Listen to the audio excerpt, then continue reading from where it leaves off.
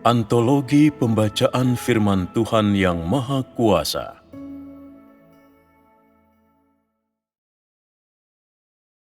Membahas kehidupan bergereja dan kehidupan nyata.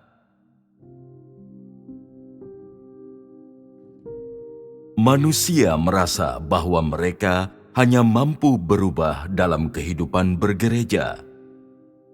Jika mereka tidak berada dalam kehidupan bergereja, mereka merasa tidak mampu berubah, seakan-akan perubahan mustahil dicapai dalam kehidupan nyata. Bisakah engkau semua mengenali masalahnya? Aku telah membahas tentang membawa Tuhan ke dalam kehidupan nyata sebelumnya. Bagi mereka yang percaya kepada Tuhan, inilah jalan untuk memasuki realitas firman Tuhan. Pada kenyataannya, kehidupan bergereja hanyalah suatu cara terbatas untuk menyempurnakan manusia. Lingkungan utama untuk menyempurnakan manusia tetaplah kehidupan nyata.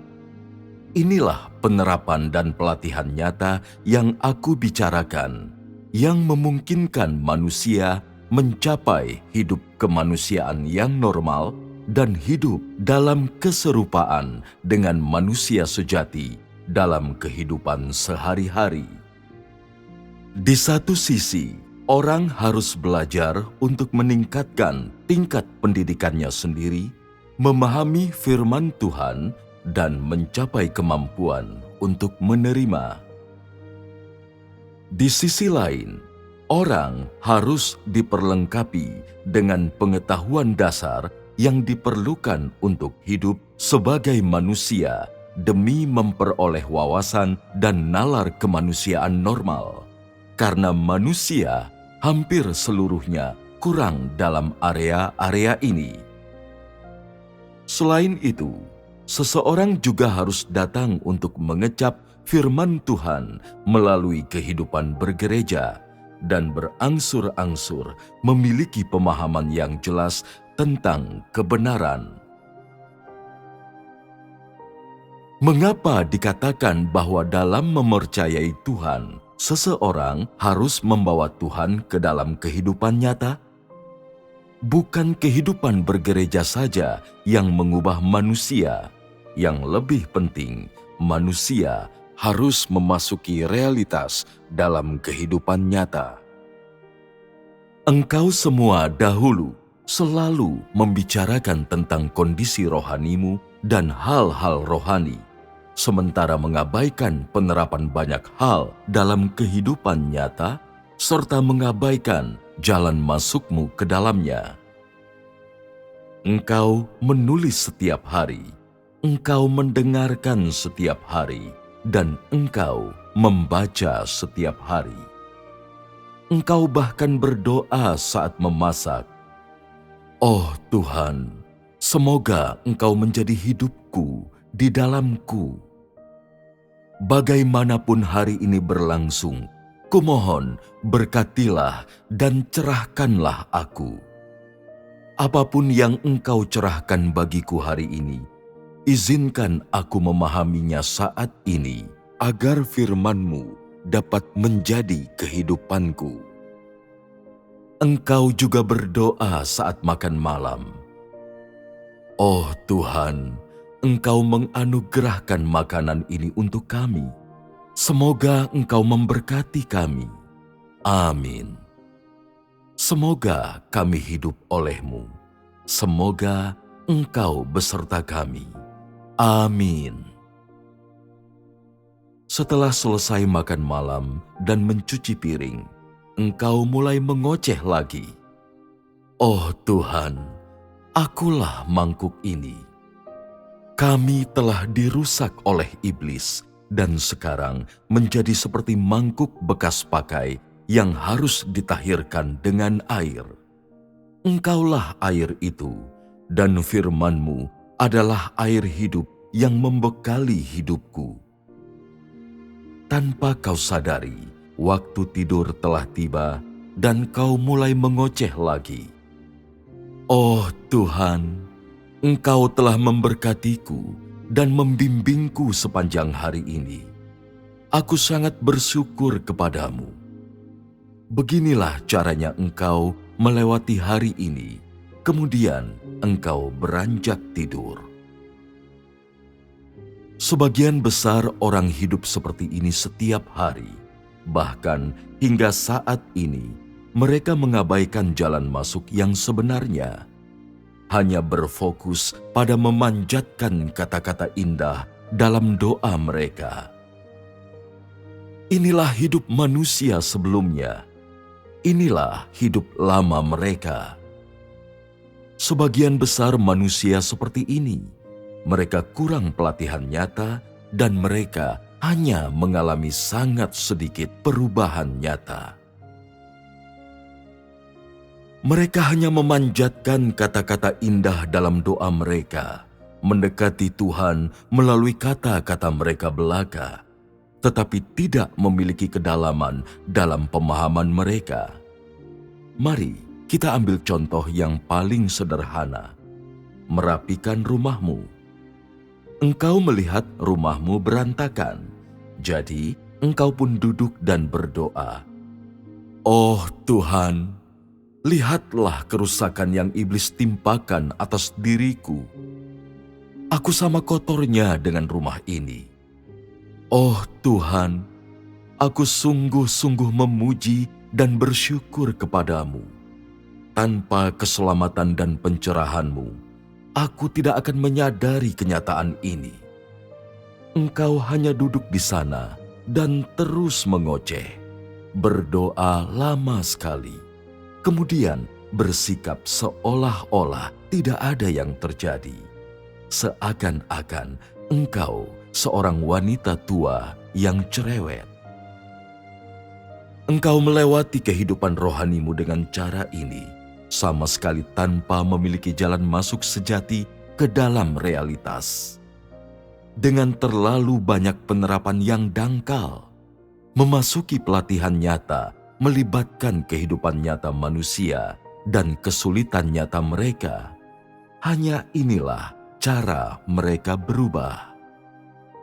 Tanpa kehidupan nyata, manusia tidak bisa diubahkan. Apa gunanya memanjatkan kata-kata indah dalam doa? Tanpa memahami natur manusia, semua ini hanya buang-buang waktu, dan tanpa jalan penerapan, semuanya sia-sia saja. Doa yang normal bisa membantu orang menjaga kondisi batin yang normal, tetapi mereka tidak bisa sepenuhnya diubahkan olehnya.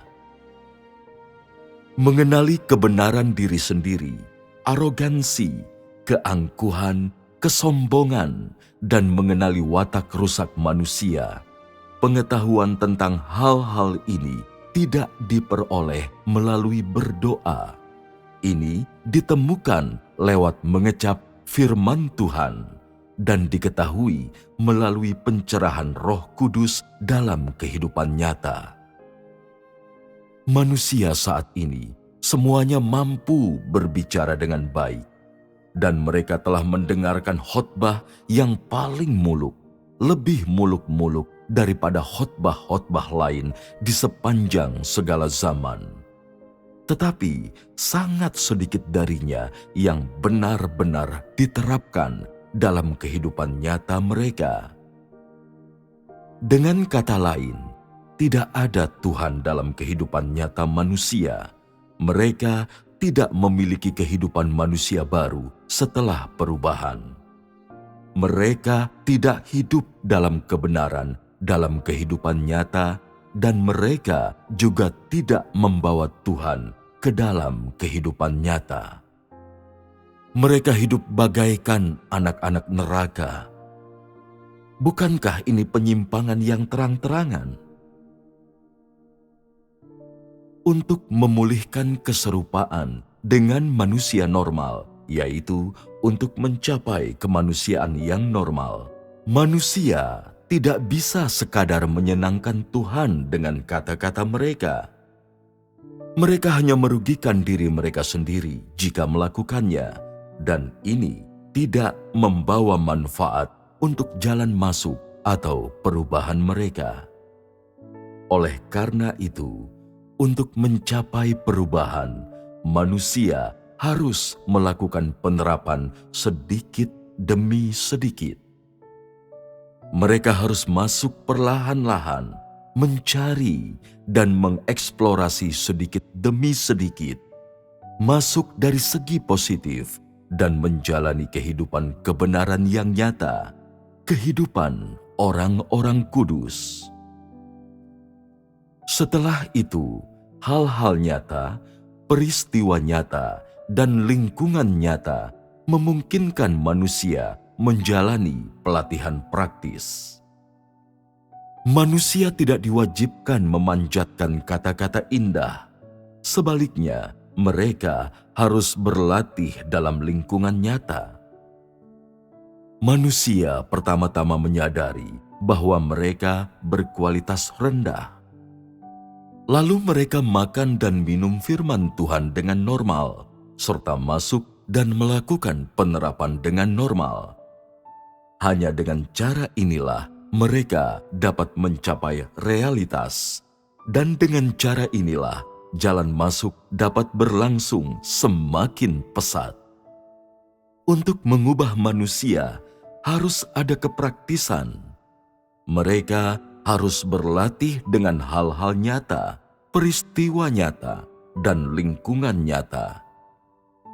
Bisakah orang memperoleh pelatihan nyata hanya dengan mengandalkan kehidupan bergereja? Bisakah manusia memasuki realitas dengan cara seperti ini? Tidak. Jika manusia tidak bisa masuk ke kehidupan nyata, mereka tidak bisa mengubah gaya hidup dan cara-cara lamanya dalam melakukan segala sesuatu. Ini bukan sepenuhnya disebabkan oleh kemalasan manusia atau tingkat ketergantungannya yang tinggi, melainkan hanya karena manusia tidak memiliki kapasitas untuk hidup. Dan lebih dari itu, mereka tidak memiliki pemahaman akan standar Tuhan tentang keserupaan dengan manusia yang normal. Di masa lalu, manusia selalu mengobrol, berbicara, berkomunikasi, dan mereka bahkan menjadi ahli pidato. Kendati demikian, tidak ada dari mereka yang mencari perubahan watak hidup. Mereka malah membabi buta mencari teori mendalam.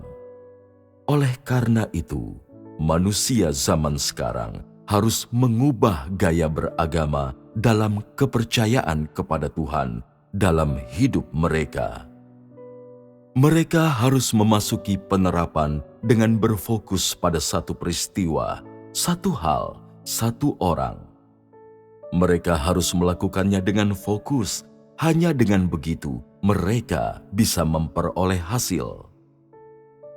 Perubahan manusia dimulai dengan perubahan dalam hakikat mereka. Pekerjaan ini harus diarahkan kepada hakikat mereka, hidup mereka, dan pada kemalasan, ketergantungan, dan perbudakan manusia. Hanya dengan cara inilah mereka bisa berubah. Meskipun kehidupan bergereja bisa memberikan hasil dalam beberapa bidang, kuncinya tetap bahwa kehidupan nyata bisa mengubah manusia. Natur lama manusia tidak bisa diubah tanpa kehidupan nyata. Mari kita lihat pekerjaan Yesus selama zaman kasih karunia sebagai contoh. Ketika Yesus menghapuskan hukum Taurat yang berlaku sebelumnya dan menetapkan perintah-perintah zaman baru, Ia berbicara menggunakan contoh nyata dari kehidupan nyata. Ketika Yesus memimpin murid-muridnya melewati ladang gandum pada suatu hari Sabat, murid-muridnya merasa lapar dan memetik bulir gandum untuk dimakan. Orang-orang Farisi melihat ini dan berkata, bahwa mereka tidak menghormati hari Sabat. Mereka juga berkata bahwa orang tidak diperbolehkan menyelamatkan anak lembu yang terjatuh ke parit di hari Sabat dengan mengatakan bahwa tidak ada pekerjaan yang boleh dilakukan di hari Sabat. Yesus menggunakan kejadian-kejadian ini untuk secara bertahap menyebarluaskan perintah-perintah zaman baru. Saat itu, Ia menggunakan beragam persoalan nyata untuk membantu manusia mengerti dan berubah. Inilah prinsip yang Roh Kudus gunakan untuk melakukan karyanya, dan hanya cara inilah yang bisa mengubah manusia. Tanpa hal-hal nyata, manusia hanya bisa memperoleh pemahaman teoritis dan intelektual. Ini bukanlah cara yang efektif untuk berubah. Jadi, bagaimana manusia dapat memperoleh hikmat dan wawasan melalui pelatihan?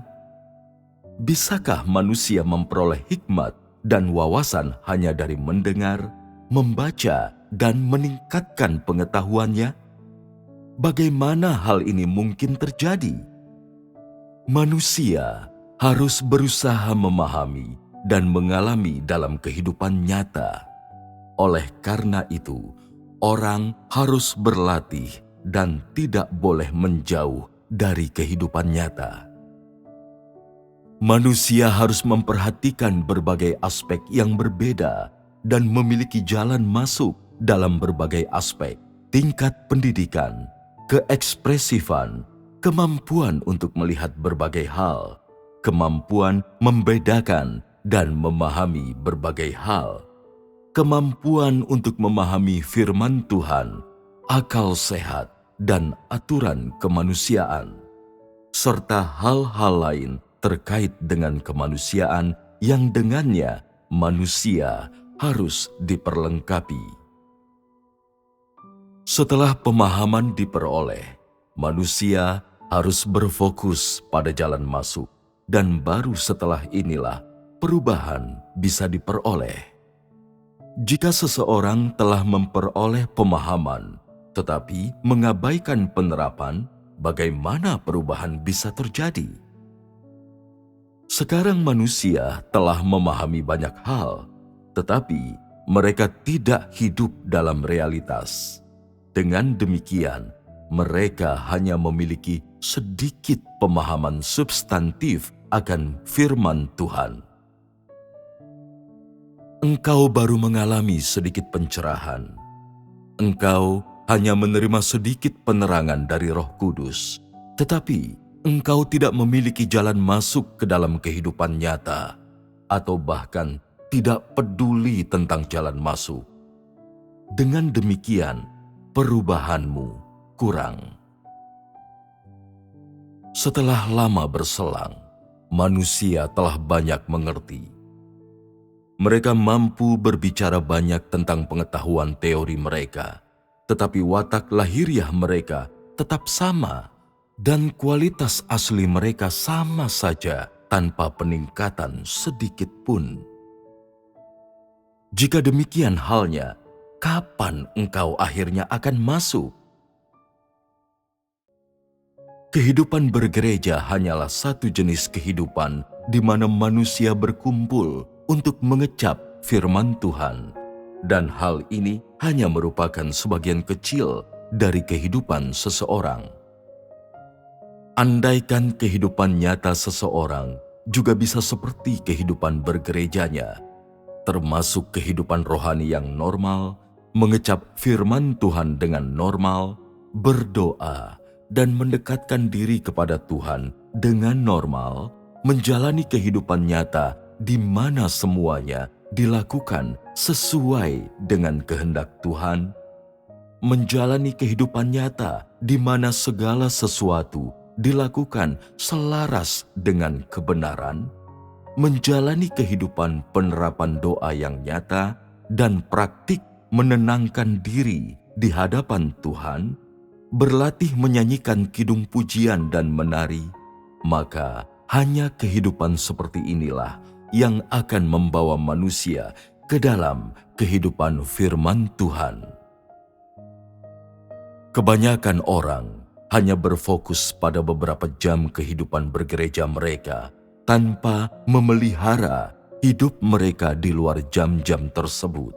Seolah-olah hal ini bukan urusan mereka. Ada juga banyak orang yang hanya memasuki kehidupan orang-orang kudus ketika makan dan minum firman Tuhan, menyanyikan kidung pujian, atau berdoa, dan kemudian mereka kembali ke diri mereka yang lama di luar waktu-waktu tersebut.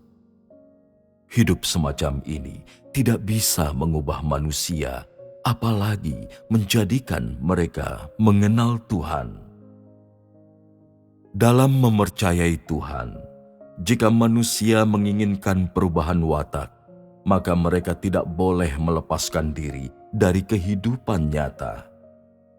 Dalam kehidupan nyata, engkau harus mengenal dirimu, meninggalkan dirimu sendiri, melakukan kebenaran, serta mempelajari prinsip-prinsip, akal sehat, dan aturan-aturan berperilaku dalam segala hal sebelum engkau mampu mencapai perubahan bertahap.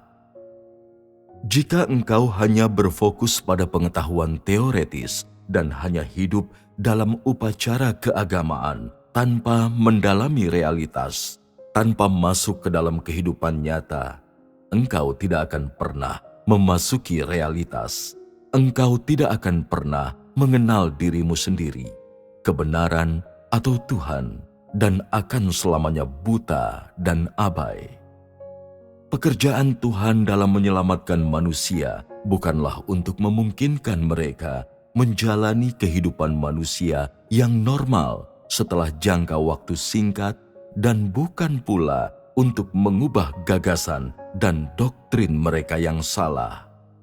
Sebaliknya, tujuannya adalah untuk mengubah watak lama manusia, mengubah cara hidup lama mereka secara keseluruhan, dan mengubah semua cara berpikir dan pandangan mental mereka yang sudah ketinggalan zaman.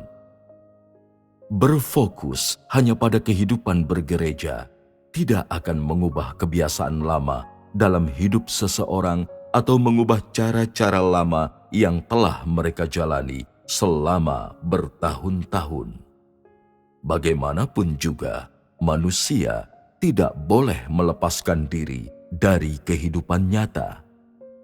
Tuhan meminta manusia untuk hidup dalam kemanusiaan yang normal, dalam kehidupan nyata, bukan hanya dalam kehidupan bergereja. Agar mereka hidup dalam kebenaran, dalam kehidupan nyata, bukan hanya dalam kehidupan bergereja. Agar mereka memenuhi fungsi mereka dalam kehidupan nyata, bukan hanya dalam kehidupan bergereja. Untuk memasuki realitas, orang harus mengarahkan semuanya ke kehidupan nyata. Jika dalam mempercayai Tuhan, manusia tidak dapat mengenal diri mereka sendiri melalui jalan masuk ke dalam kehidupan nyata, dan jika mereka tidak dapat hidup dalam kemanusiaan yang benar dalam kehidupan nyata, mereka akan menjadi orang yang gagal. Mereka yang tidak menaati Tuhan, semuanya adalah orang yang tidak bisa memasuki kehidupan nyata. Merekalah manusia yang membicarakan kemanusiaan, tetapi hidup dalam natur setan. Mereka semua adalah orang-orang yang membicarakan kebenaran, tetapi justru hidup dalam doktrin. Mereka yang tidak bisa hidup dalam kebenaran dalam kehidupan nyata adalah orang-orang yang percaya kepada Tuhan, tetapi dibenci dan ditolaknya. Engkau harus menerapkan jalan masukmu dalam kehidupan nyata, mengetahui kekuranganmu sendiri, ketidaktaatan dan kebodohanmu, serta mengenal kelemahan dan kemanusiaanmu yang tidak normal. Dengan begitu, Pengetahuanmu akan menyatu ke dalam situasi dan kesulitan nyatamu. Hanya pengetahuan jenis inilah yang nyata dan dapat memungkinkanmu untuk benar-benar mengenal kondisimu dan mencapai perubahan watakmu. Sekarang, karena penyempurnaan manusia telah resmi dimulai, engkau harus memasuki kehidupan nyata. Oleh karena itu, untuk mencapai perubahan, engkau harus mulai dari jalan masuk ke dalam kehidupan nyata dan berubah sedikit demi sedikit. Jika engkau menghindari kehidupan manusia yang normal dan hanya membicarakan hal-hal rohani, maka banyak hal akan menjadi kering dan datar. Semua itu menjadi tidak nyata. Jadi bagaimana mungkin manusia bisa berubah? Sekarang, engkau disuruh untuk memasuki kehidupan nyata untuk melakukan penerapan guna membangun fondasi untuk memasuki pengalaman sejati. Ini merupakan salah satu aspek yang harus dilakukan manusia. Pekerjaan Roh Kudus terutama adalah membimbing, sedangkan sisanya tergantung pada penerapan dan jalan masuk manusia. Semua orang dapat memperoleh jalan masuk ke kehidupan nyata melalui berbagai jalan yang berbeda, sehingga mereka bisa membawa Tuhan ke kehidupan nyata dan hidup dalam kemanusiaan normal yang sesungguhnya. Hanya inilah jenis kehidupan yang bermakna.